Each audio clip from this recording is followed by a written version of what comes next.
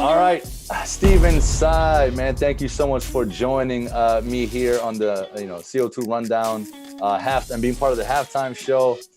This is different. Normally, you're the one interviewing me and asking me questions.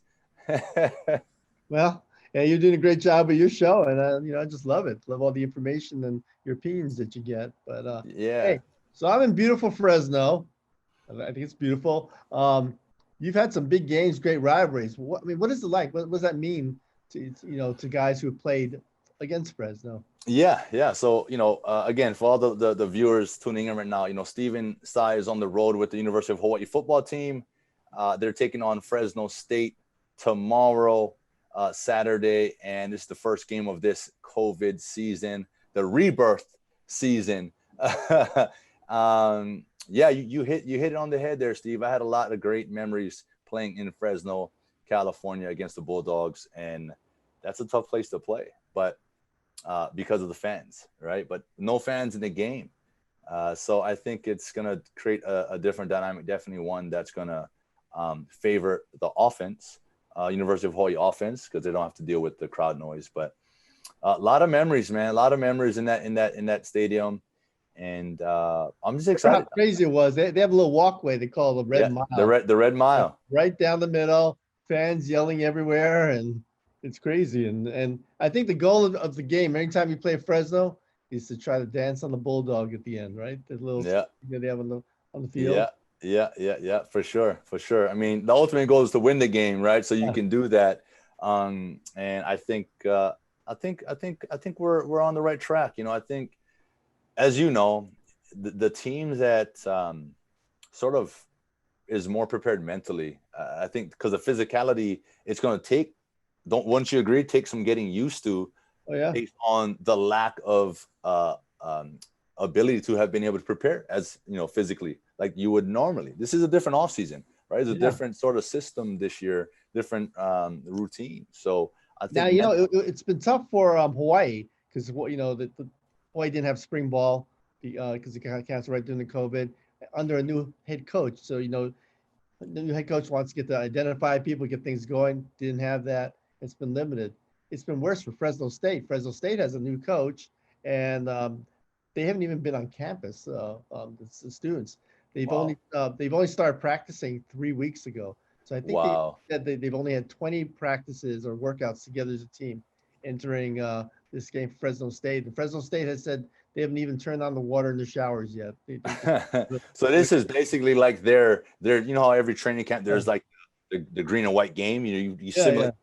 This is their scrimmage game. I mean, this is their first game. I think we can expect maybe some sloppy play in first quarter, first half, right? I mean, you got to think it's football isn't like it's not like basketball where you can sort of pick up and start to feel the flow and get going and get into rhythm. It's different. You need those reps. You need those live contact reps. But look, all exciting stuff. So I think the one thing that we want to know, Steven, is what's it like right now? Is the University of Hawaii football team, and I'm sure you're in that space, are they in a bubble right now? Are they confined to one area? What's that like? Well, all during their training, or since they started training for this game, they've been what they call the bubble. But it wasn't a true bubble. I mean, they've been tested once a week, and then this past couple of weeks they've been tested 3 times a week, and the Mountain West is paying for that. And so anyone who wants to be associated with the team, if you're the media relations director, if you're the radio guys, you have to be in what they call that bubble where you have to be tested 3 times a week. Now it's not a true bubble like the NFL because these guys can go home, they can do other things. So they have to be really careful when they're outside to try and eliminate parties, to try and eliminate big gatherings. But now that they're traveling in what it's become more of a bubble. So last night Thursday night they went to they flew from Hawaii to Sacramento direct, and it was not a charter flight, but it was a flight only with Hawaii personnel on it.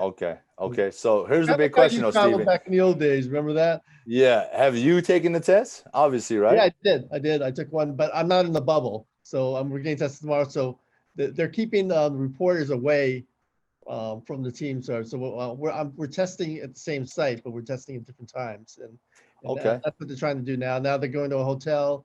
They're in a hotel. They're trying to stay away from the rest of the public until they get this game, and that's the best they can hope for, is to keep social distance and keep getting tested. And the goal is to play a full schedule.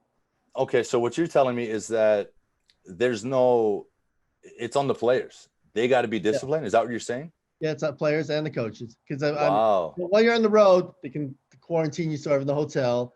They quarantine you on the airplane, the bus rides, and everything. But when you're back home, it's kind of up to you to also be very responsible. Right. Okay. So that's what I'm saying. So you're on the road. Teams on the road. They're basically being forced to be together, right? You're saying when Hawaii comes back, now, they got to make sure they're practicing safe social distancing, because they're going to travel again, correct? And when they're on the road, you got to make sure you're healthy enough to play, and you can pass the COVID test. And that's a big test too, because as you know, when you play for Hawaii and you go on the road, all the family comes out. In fact, sometimes you have these huge crowds, or bigger crowds some places than the opposing team when you're on the road. And that's another thing. They've got to keep the family away. That's tough. So these parents hardly see their kids play, maybe once a year. And oh yeah, you're right. A lot of the kids from California, they're actually home now. Yeah, okay, I see what you're saying. Yeah, and that's hard. That's hard to be right there at home and not be able to, go see your family the way you would normally be able to, right? It's a small sacrifice. You used to trade out those tickets, right? The mainland kids want your tickets there, and you got to, for sure. Okay, well, look, I mean, let's talk about the game a little bit. Like, what can UH expect from Fresno State? You said it's a new head coach, but what can they expect? Right. So Fresno State says new coach. They're going to try to air it out, do all kinds of things, be explosive. Fresno State, they're Bulldogs. They do the same thing. They like to pound it. They like to use tight ends a lot. Physicality. Yeah, physicality. And then, they might not have had the practices. I think they've only had 5 fully padded practices, but they're Fresno State. That's what they do, Birds got to fly, fish got to swim. Fresno State just got to pound the ball, and I expect to see that from them. Yeah, I mean, but you got to think, though, being at home but not really having home field advantage, I think that's got to be almost a disadvantage, and that's what I'm saying. I think the team that comes more mentally prepared, I think it's equally as tough for Fresno State, mentally, knowing that they don't have that home field advantage. They don't have the crowd. If you're a defensive player, you're normally trying to get the crowd going, get them loud to disrupt the opposing offense. They don't have that. So I think mentally, the team that's sharper and that's not distracted, not thinking about the outside things, we don't have fans, we can't focus on the play, focused on the job, focused on the assignment. To me, this game's going to come down to fundamentals, wrapping up on your tackle, gang tackling, securing the football. Because, in these situations, even as an offensive player, securing the football is going to probably be the hardest thing, right? So I think that's one of the things that they've always talked about, securing the football, which they had a little bit of problem last year, and cutting down the penalties. They had way too many penalties, especially on offense last year. So for Hawaii, that's the key. The basics, right? Yep. Two stats. The two things that determines wins and losses. You hit it, right? Turnovers and penalties, right? Protect the quarterback, get after the quarterback. Right, those are the two things. How has you being around the team? How has the morale been? How's the energy level? I mean, are guys fired up? Do they seem like? Does it feel, from looking at the team, looking at the players, does it feel like a normal game week? Well, we actually have limited access to them because of the bubble thing. So all our contact with them is through Zoom and everything. Coaches, we have a lot more contact through phone calls and everything, but just the in-person thing, we just haven't had a lot. But it just seems that they're trying to play it very calmly. Like sometimes you talk to players like Chevin Cordero and say, hey, it's a huge game, you're the quarterback, you're the guy, the man, was this mean you grew up in Hawaii, and they're downplaying. They're saying it's just another game. You just got to take this, and maybe that's the right approach, not to put too much emotion into it. I think there'll be emotion after the game, but I think during the game they said if you do a little too much rah-rah, the rah-rah can burn out. You just got to focus, like you say, focus on the job, do what you can, and then then talk and celebrate a little bit later. Yeah, and let's kind of shift gears over to the coaches. Obviously first year head coach for the Bulldogs, right? But Coach Todd Graham, his first year, I'm pretty sure he's super fired up. I know he's super fired up to kind of get going, play football. It's been a couple of years since he's coached the game. So, what have your conversations been like with him, and what's he most excited about? Now he's the kind of guy, a little bit like June Jones. Remember, June Jones had defensive coordinator, but June sort of ran everything. Todd Graham likes to run everything. He likes to be in charge of the offense and defense. And what he wants to do is he wants to play at a really quick, fast pace. And that's going to come down to a lot of the conditioning and everything. So he just wants to see whatever limited conditioning drills that they had, that they maximized it so that they get into great shape, that they can play very fast. Because they think if they're the better team team makes the fewest mistakes, and the team that is better fit, that's the team they think is going to do the best. So I think that's what he's most excited about, is to see how all that work and all that stuff that people don't see, the work in the weight room, the running, the extra running, stuff like that, how that pays off in this game. And I think that's going to be a big factor, and he emphasized it. And, it's been a while. It's been a while for him. It's been 2 years that he hasn't been on the field too. So he's just waiting to play. And I think that's what he would love to see, just the enthusiasm and how the hard work pays off. Yeah, and it's probably just getting back on the sideline on game day. There's no better feeling. That for me, just being on that sideline on game day was that was something special. The energy, you can't get that anywhere else. So I'm pretty sure for coaches it's the same thing. It's far as weird, the sideline too, because the guys who aren't playing, they have to stay 6 feet away. So it's the sideline's actually going to be way more. Okay. That's good to know and to hear. That's different. Maybe people watching would have never even thought about that, but that's interesting. Yeah. But it's interesting. It's interesting though, because they're a team. They're everything's together inside of this bubble, whatever you're practicing, but on game day, you got to stay apart. I don't know if that's something for optics or it actually plays a role, right? I don't know. It's kind of it's definitely going to add a different layer of difficulty, right? Especially on the sideline, that's where you huddle up. That's where you communicate. You're talking about the last possession, the last drive, making adjustments. How is that going to affect the game? Do you have to social distance when you're trying to make those game time adjustments on the sideline? Well, I think it's just a matter. Yeah, you're right. Well, when it comes to the key things, but you're right. A lot of times it's the guys who aren't in the game.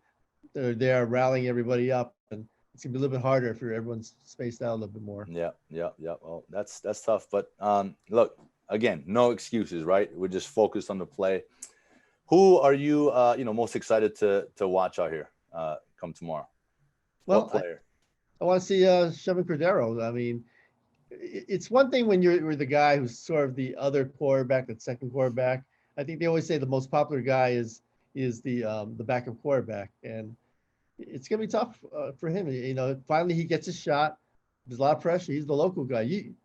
You played with one of the best local quarterbacks ever, Timmy Chang, and you could see he was under a lot of pressure, and there's a lot of expectations. It's great when it works out, but there's a lot of expectations, especially if you're representing so many different people. And these are people he grew up with. These are the people he's representing, the families and everything. And so I think that'll be kind of interesting to see how he handles it. He's a little bit more reserved, doesn't say a lot, but we'll see how his actions do.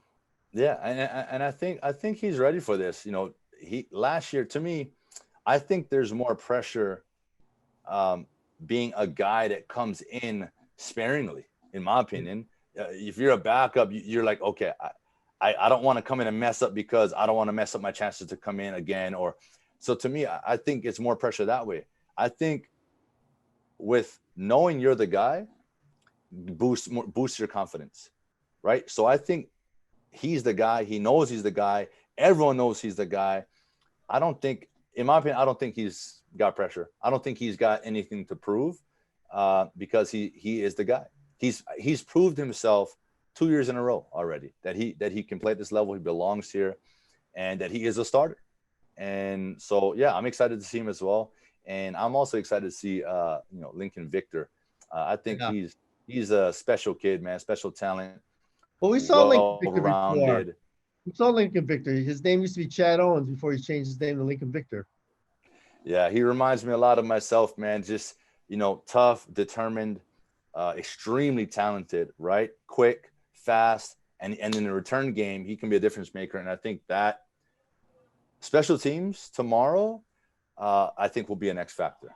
If he can help on a big return, or someone on the coverage teams can create havoc and create a turnover on specials, I think that could be a difference in a ball game, which sparks a team.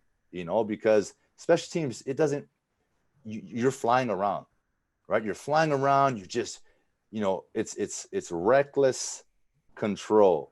You know what I mean? But there's no real assignment. You got your lanes, but man, you're just flying around out there. So I think special teams will be a huge X factor in tomorrow's game. Well, you know that because there's a guy who scored a couple touchdowns on special teams against BYU, and it was over after that.